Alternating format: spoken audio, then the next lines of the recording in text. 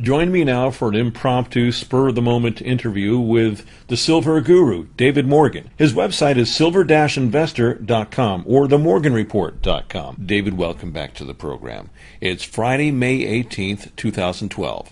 We've seen some gains in silver and gold today, and many of the junior mining stocks have rebounded. Has the bottom come and gone in this market? Boy, it sure looks like it to me, Ellis, at least on the equity side. We've seen very low prices in the mining stocks across the board. Basis the GDX and the other indexes, but primarily that one. Huge volume a few days ago. And usually those kind of volume increases are evidence of short covering. There's been a lot of professional money out there on the short side in these mining equities particularly, as well as the metals. And when they see the opportunity, they will cover their positions, and that has taken place. I'm sure there's probably some more short covering to do, but I think the bottom is in for the mining equities.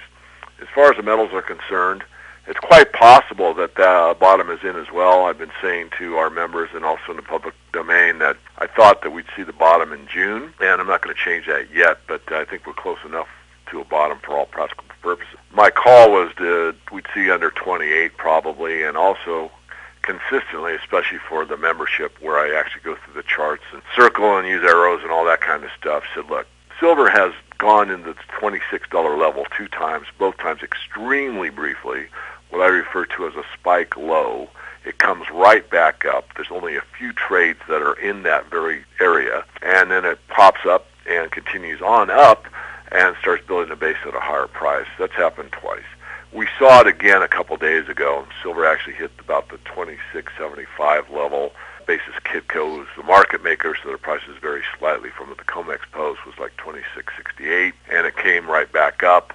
So I am pretty sure that we're either at the bottom or very close to it, probably within a month or so.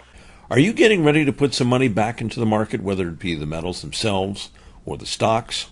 And if so, are you making your subscribers aware of your intention and perhaps advising them that this would be a good time to consider doing the same thing? Well, I'll probably do an update for the members only. Also, I had an order in, and I bought some constitutional silver around the $27 mark. In fact, it was just around 27. And then I also bought a bar in the aftermarket, I think yesterday or the day before, and that was at 27.72. I just happen to remember that price. And I'm going to have those minted into 1/10 ounce rounds with the Morgan dollar logo on one side showing the morganreport.com, and also on the other side I'll have silver-investor.com on there. So it'll be stuff I'll be giving out to paid members at these trade shows that I attend all the time. Oh, so they're freebies. Well, they're not free. They are and they're not.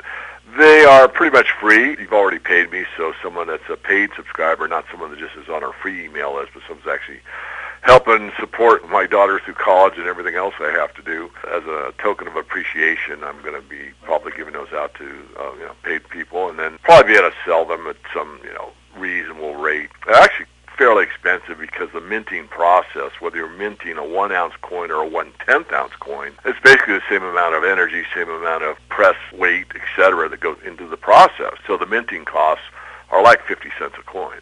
Well, 50 cents on a 1-ounce coin is a lot less percentage-wise than 50 cents on a 10th ounce coin. So the premiums on these smaller coins across the board, and this is, if you think about what I just said, obviously the premium's a little higher or noticeably higher on the smaller denominations. Nonetheless, it's a good, $4 item when silver's at 40 and $3 item when silver's at 30. Melt value, and of course the actual cost would be like $3.60 at $30 silver because of the minting price. But regardless, yeah, I'm real happy to have them. We had a rough almost 6 months in 2012 up until now. Are you bullish about the rest of the year? I am. Normally the metals bottom in the summer months, normally August. I think, again, it could be, May or June. I'm kind of still biased toward June based on the work that I do, but regardless, this is close enough to the final bottom as far as I'm concerned. And the fundamentals for the metals have never been better. I mean, there's so many things going on in the global financial.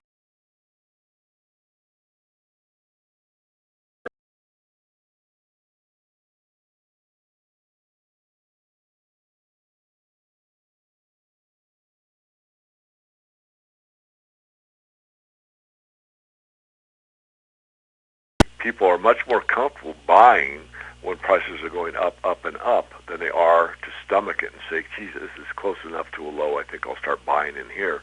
I wouldn't recommend anyone to put everything they've got into the metal or want to, put into the metals. In other words, 20% of your portfolio is sitting on the sidelines, you're waiting for the time to buy.